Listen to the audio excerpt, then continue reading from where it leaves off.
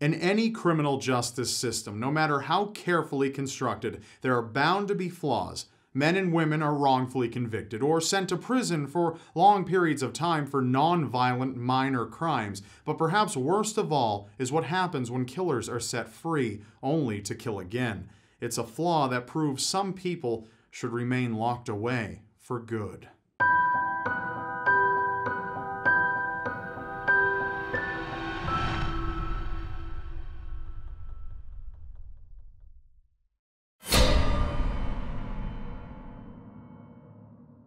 As an adult, Kenneth McDuff was known as the Broomstick Killer, but in his youth he was a bully without the brains or brawn to get him far. After losing a fight to another student, Kenneth dropped out of school and began doing manual labor for his father's concrete business. But performing the mundane day in and day out seemed to feed his desire for a little excitement, the illegal and violent kind.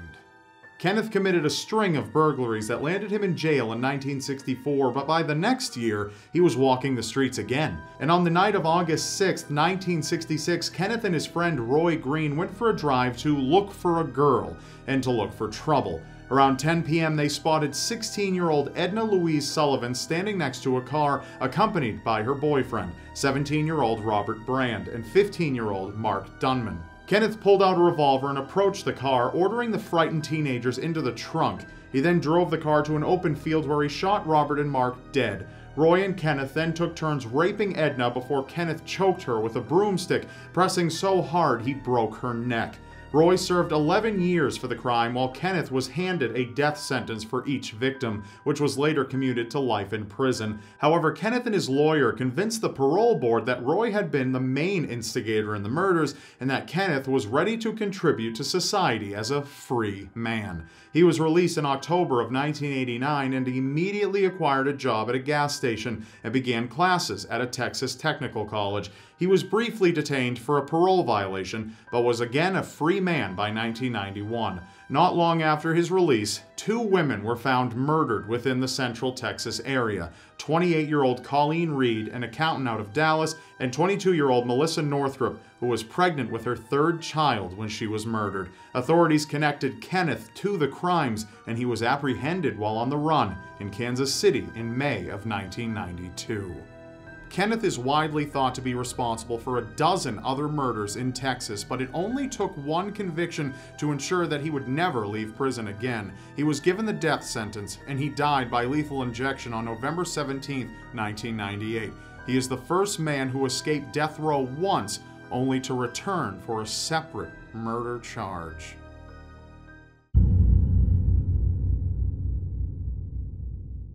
When you're capable of killing the people you claim to love, it seems like it would be obvious you're willing to do the same to just about anyone. However, in the case of Jimmy Lee Gray, authorities didn't recognize just how dangerous he was until it was far too late.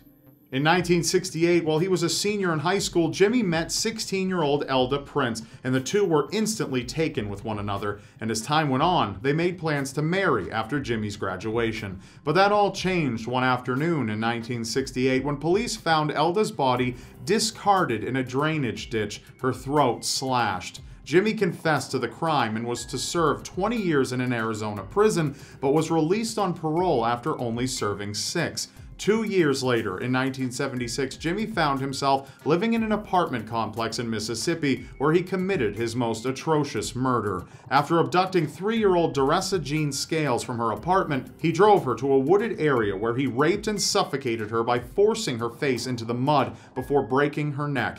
Jimmy was found guilty and sentenced to die by gas chamber, but his execution didn't go exactly as planned. Once inside the chamber, Jimmy began thrashing around, bashing his head against an unpadded iron bar behind his chair, causing so much gore, the observation room had to be cleared out. Many reporters said it took Jimmy as long as 8 minutes to finally succumb to the toxic fumes, and while it is considered one of the most botched executions to date, the families of his victims and even his own mother said his execution day had been a long time coming, and felt his end was justified for the crimes he'd committed.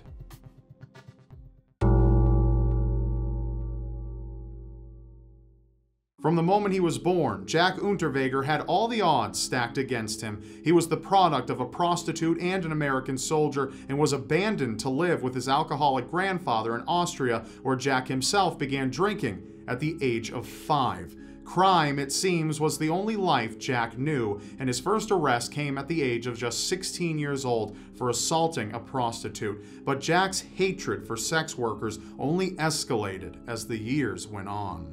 In 1976, Jack strangled an 18-year-old prostitute named Margaret Schaefer with her own bra. He was sentenced to life in prison, but while locked away, he used his time wisely. He went from illiterate to writing poetry, children's books, and a best-selling autobiography that earned him acclaim from the literary community outside the prison walls. Intellectuals saw him as a shining example of reform in the prison system, and the parole board agreed. Jack was released in 1990 after serving just 15 years, and instantly he was thrust into the limelight. His autobiography was made into a feature film, and Jack was constantly appearing on television and radio talk shows. During his rise to stardom, however, prostitutes began turning up dead in the forests surrounding Vienna. Most of the women had been strangled with their own stockings, and despite police's best efforts, they were unable to narrow down a suspect. But even with all the media attention, no one suspected Jack was already killing again, or that he was far from reformed. Wherever Jack went, sex workers turned up dead. In 1991, while on a writing assignment in LA, 3 prostitutes were found murdered near where he was staying. All of them had been badly beaten, strangled with their own bras, and sexually assaulted with tree branches. It was at this point Austrian authorities made the connection to Jack.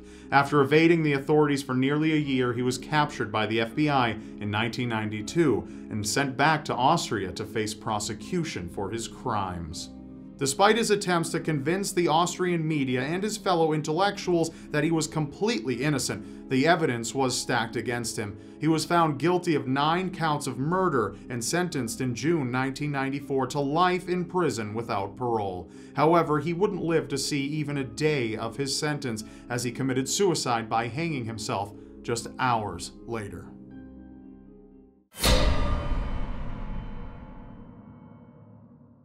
Young Arthur Shawcross wasn't particularly smart and resorted to bullying and violence for attention. He was also allegedly molested by his aunt at age 9, which he says sparked his lifelong obsession with sex.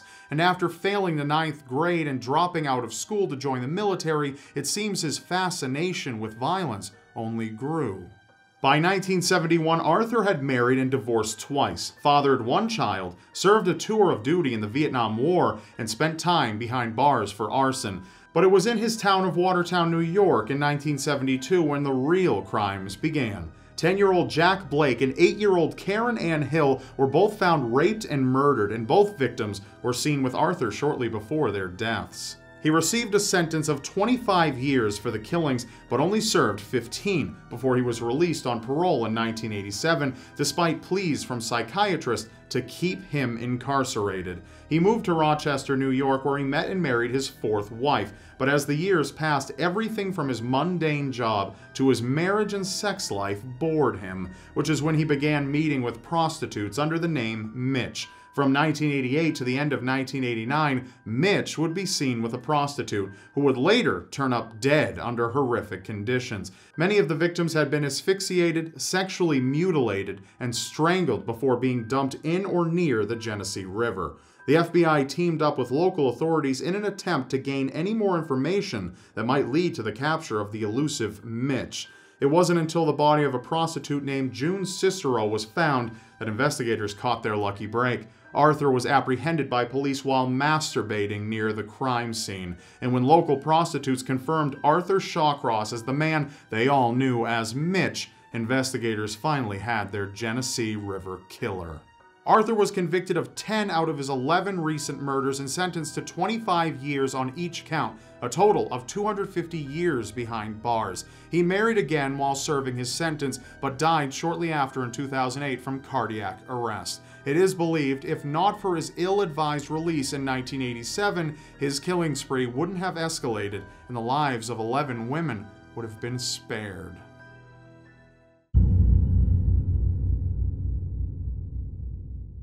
Serial killer David Edward Maust said his disturbed childhood was the driving force behind his need for bloodshed, but what made him unique was that he agreed he should be kept behind bars. However, after prison authorities ignored his pleas to remain incarcerated multiple times, David's body count began to grow. According to his mother, David was incredibly violent towards his siblings, to the point that he even tried to drown his own brother, and by the time he was 9 years old, he was institutionalized. From there, David hopped between different children's homes where he claims he was sexually molested, and where he developed a habit of choking his fellow residents. In 1971, David returned to Chicago, where his mother forced him to enlist in the army. While stationed in Germany in 1972, David tied 13-year-old Jimmy McClister to a tree and beat him to death. David served 4 years for the crime and requested to remain in prison when he was eligible for parole in 1977, but he was ignored and released anyway. The crime only continued from there, with attempted murders in 1979 and 1981, and the successful murder of a 15-year-old boy named Donald Jones in 1981. David was sentenced to 35 years for his crimes in 1994, but again was eligible for parole in 1999. He implored prison officials to keep him behind bars, saying he didn't believe he deserved to be a free man for the crimes he'd committed. Again, he was ignored and released in June of 1999. He remained homeless until he landed a job at a trophy store in Hammond, Indiana in 2003, where he met 19-year-old Nick James, who later disappeared. It was only in December of 2003, when authorities were searching David's rental home, did they discover Nick's body in the basement, buried in cement. After more digging, police also uncovered the bodies of 13-year-old Michael Dennis and 16-year-old James Regagni, who had both been missing since September. David pled guilty to all 3 murders, and he was sentenced to life in prison, only this time without the chance of parole. However, in 2006, just a year after his sentencing, David was found hanging from the bedsheets in his cell next to a note that said he hoped his death would help the families of his victims heal and move forward. Before we go, I'd like to give a very special shout out to Audible. Audible is the leading provider of audiobooks with over 180,000 titles to choose from, and they've graciously decided to sponsor this episode and offer all of you a gift. If you head over to audible.com/Rob, you can get a 30-day free trial to try out their amazing service. I'm currently listening to The Devil in the White City by Eric Larson, a story surrounding the infamous serial killer H.H. Holmes. But if murder isn't your thing, that's okay. Audible has plenty of genres to choose from psychology to romance to science to practically anything you can think of. So head over to audible.com/Rob, linked in the description below. Start your 30-day free trial, get your free audiobook, listen anywhere you want, and expand your mind. Thanks for listening. Audible is the perfect choice for people who want to still experience a great story, but don't necessarily have the time to sit down and read a book. You can listen while you're getting ready for work, driving, or doing just about anything else. That's all for now. Don't miss the last episode of Seriously Strange, or if you need something a bit lighter, my comedy series, Why Would You Put That on the Internet? You can press on screen for either one. And don't forget to subscribe, because you won't want to miss what's next. And I'll see you next time.